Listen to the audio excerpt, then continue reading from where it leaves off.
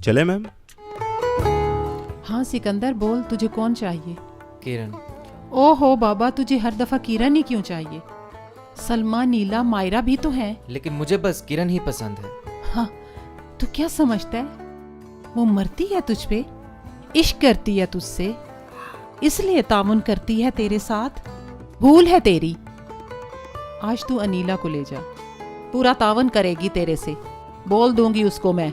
मगर मुझे जो चीज चाहिए वो उसमें नहीं है। साला कोई ब्रेस्ट पीस मांगता है, कोई लेग पीस मांगता है, और कोई आम समझ के चूसता है, और कोई डस्टबिन समझ के थूकता है। और तुझे कौन सी बीमारी है वैसे? दिल से चाहती है किरण मुझे, इसलिए ज्यादा खुश करती है। अच्छा, दिल से चाहती है तुझे। अभी अभी रपड़ लिखवा के आ रही हूँ उसकी गुमशुदगी की। भाग गई अपने किसी भड़वे आशिक के साथ, ऊंची सोसाइटी के सामने। पेश करने का लालच दिया साले ने, साथ में निकाह का एक्स्ट्रा पैकेज भी, और तू समझता है कि तुझे चाहती है? मुझे उससे इस बेवफाई की उम्मीद नहीं थी। साले, गोश्त की दुकान से ईमान खरीदने चला था तू? एक रंडी से इश्क की उम्मीद थी तुझे? कचरे में कमल जरूर खिलते हैं, मगर इन कोठी खानों में दिल बिकते हैं, खिलते नहीं। ये जगह कचरे से ज्यादा बदबूदार है। लेक्चर मत दे। लेक्चर तो हम सियासी लीडरों और मजहबी ठेकेदारों से रोज सुनते हैं। तेरे कोठे पे तो हम गाना सुनने आते हैं, और हमारी वो बीवियां जो हमारी ख्वाहिश पूरी नहीं कर पाती या पूरी नहीं करना चाहती, वो पूरी करने आते हैं। यानी तुम खुद नहीं आते, तुम्हारी बीवियां भेजती हैं तुम्हें यहाँ? यही सच है। जो तुम लोग खुद अपनी बीवियों के वफादार नहीं हो, इन कोठों पे आके वफा ढूंढते हो। जो खुद अपनी बीवियों के हया से बेजार हो, तुम्हें यहाँ बड़ी बाहया लड़की चाहिए, और जो सिर्फ तुम्हारे साथ सोए और किसी के साथ ना सोए। फिर मुझे ये समझ नहीं आती, जिस्म का सौदा करते करते दिल का सौदा क्यों कर बैठते हो?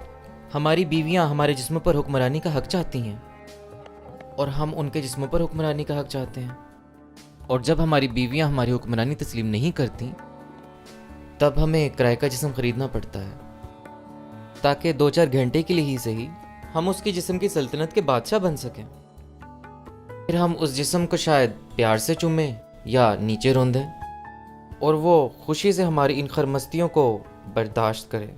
तू मुझे एक बात तो बता, जब मुल्की खजाने के साथ करप्शन होती है तो, और नए आने वाले हुक्मरान हिसाब लेते हैं, अदालतें हिसाब लेती हैं, लेकिन जब हमारी बेबसी और मजबूरी की वजह से और हमारे जिस्मों के साथ करप्शन होती है तो कोई उसका हिसाब क्यों नहीं लेता?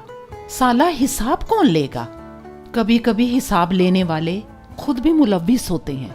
अच्छा, किरण वापस आ जाए तो बता देना, मैं आ जाऊंगा, वरना तेरी माहिरा, सलमा और अनीला में मुझे कोई दिलचस्पी नहीं।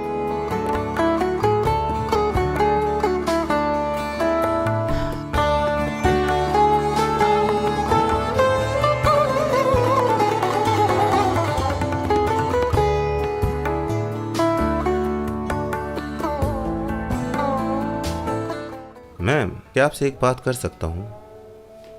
तू? हाँ, तू बात करेगा?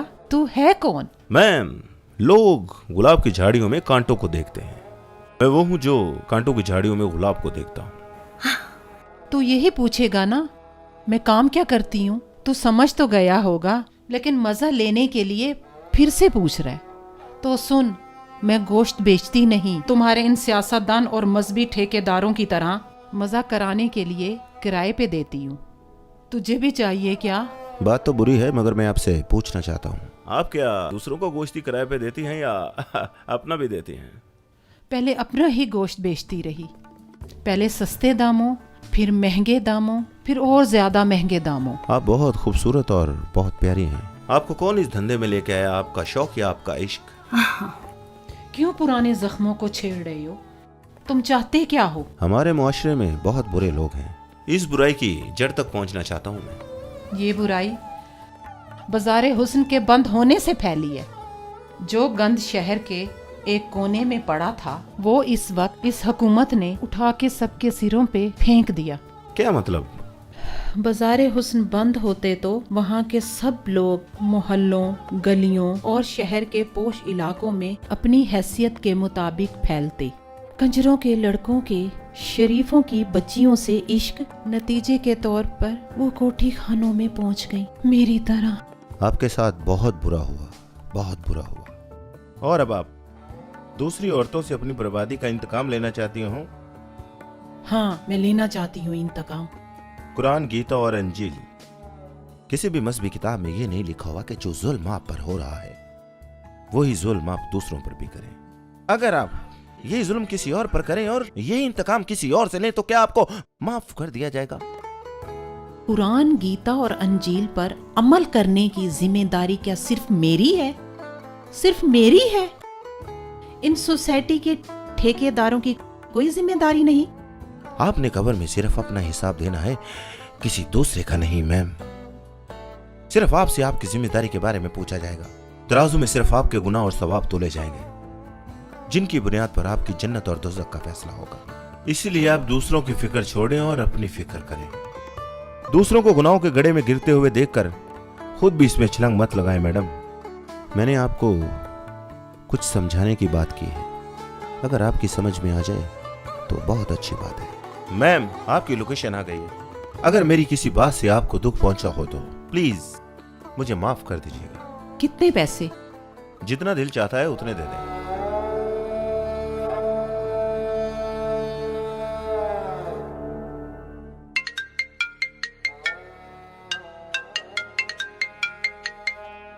हाँ, अब क्या है? मैडम ऐसा करें, किरण तो पता नहीं कब आएगी, फिलहाल आप अनीला को ही भेज दें। उतर गया किरण के इश्क का भूत इतने जल्दी? मैडम, गोश्तखोर को बस गोश्त से मतलब होना चाहिए, गोश्त किसका है ये नहीं सोचना चाहिए। तो फिर किसी दूसरी दुकान से जाकर गोश्त तलाश कर। महविश ने बंद कर दी अपनी दुकान। कब से? अभी और इसी वक्त से।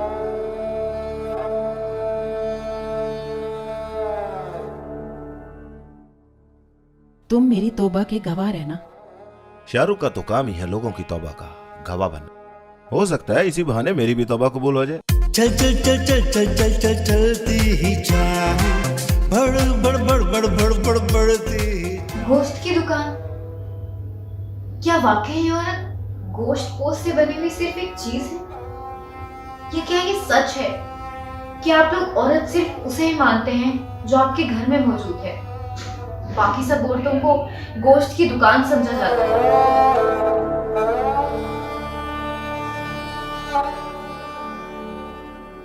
मेरी तरह आप सब भी शर्त रह गए होंगे आज की कहानी देखकर। बहुत से सवालात जहन में उठ रहे होंगे, बहुत हैजान होगा जहन में। आज की तरक्की याफ्ता दौर में भी इस तरह के लोग पाए जाते हैं जो अपनी बीवी में तवाइफ की अदाएं ढूंढते हैं और तवाइफ में बीवी सी वफादारी। औरत कोई दुकान नहीं जहां पर ग्राहक आए और अपनी पसंद का माल ले जाए। औरत की कीमत लगाना नामुमकिन है, बल्कि किसी भी इंसान की कीमत लगाना हम इंसानों के लिए नामुमकिन है। हम कौन होते हैं उस खालिक की बनाई हुई चीज का मोल लगाने वाले? उस मालिक की बनाई हुई हर चीज अनमोल है। औरत अनमोल है, लेकिन जब वो अपना मोल लगा लेती है तो बड़ी बेमोल हो जाती है। आज की कहानी का जो किरदार था महविश, जो कि जिस्म फरोशी का काम करती थी, वो ये सब इंतकाम की आग में जलकर कर रही थी। लेकिन क्या आप जानते हैं, इंतकाम लेने से पहले इंतकाम लेने वाला उस आग में जलता रहता है, और इंतकाम लेने के बावजूद भी वो दुख, उस तकलीफ जो उसको पहुंची, जिसकी वजह से वो इंतकाम ले रहा है, उसका मदावा नहीं हो पाता। वो जख्म हमेशा रहता है, उसका निशान हमेशा रहता है, और जब जब उस निशान पर नजर पड़ती है वो जख्म दोबारा से हरा हो जाता है। इसलिए इंतकाम खुद लेने के बजाय अगर वही इंतकाम अल्लाह पर छोड़ दिया जाए, क्योंकि अल्लाह बेहतर बदला लेने वाला है, शायद उसका इंतकाम हमारे लिए भी इंतकाम से ज्यादा बुरा और ज्यादा बेहतर हो। महविश ने भी इंतकाम लेने की खातिर खुद को जिस्म फरोशी की इस दलदल में घसीटा, और बहुत सी दूसरी औरतों को भी इस दलदल में घसीट दिया, लेकिन क्या फायदा? इससे नुकसान किसका हुआ? हमारे किसके बुरे हुए? महविश अपने उस दुख का मदावा करने के लिए अपने आप को उसने इस दलदल में घसीट लिया। दर हकीकत महविश वो इंतकाम उस शख्स से तो नहीं ले रही थी जिसने उसको तकलीफ पहुंचाई और इस नहज पर पहुंचाया कि वो इस गुनाह की दलदल में फंस गए। असल में वो इंतकाम अपनी जात से ले रही थी, और यूं वो अपने दुख का मदावा करते करते इस दलदल में इतनी फंस गई कि शायद अगर वो ना निकलती तो इसका मदावा भी ना होता। लेकिन वो कहते हैं ना, देर आए दुरुस्त आए। शाहरुख की बात से उसको शायद कोई फर्क पड़ा और उसके दिल पर उसकी बात असर कर गई। तभी उसने अपना इंतकाम लेने का ये जो सोच थी उसको बदल दी, क्योंकि वो जिसे चाहता है हिदायत दे देता है और जिसे चाहता है बख्श देता है। इसी के साथ इजाजत चाहूंगी। उम्मीद करती हूँ अगर वीडियो अच्छी लगेगी तो आप लाइक जरूर करेंगे, दोस्तों के साथ शेयर भी कर दीजिएगा, और कमेंट में जरूर बताइएगा कि आपकी इस कहानी के बारे में क्या राय है। देखते रहिएगा शाहरुख की टैक्सी। और अगर आप लोग चैनल पर न्यू हैं और चैनल अभी तक सब्सक्राइब नहीं किया तो जनाब चैनल सब्सक्राइब कर लीजिएगा और बेल आइकन दबाना मत भूलिएगा। देखते रहिए शाहरुख की टैक्सी। चल चल चल चल चल चल चल चलती ही जाए, बड़ बड़ बड़ बड़ बड़ बड़ बढ़ती ही जाए। चल चल चल चल चल चल चल चलती ही जाए, बढ़ जाए बढ़ती ही जाए। दौड़े जाए ये रुकती नहीं, अरे दौड़े जाए ये रुकती नहीं। ये है शाहरुख की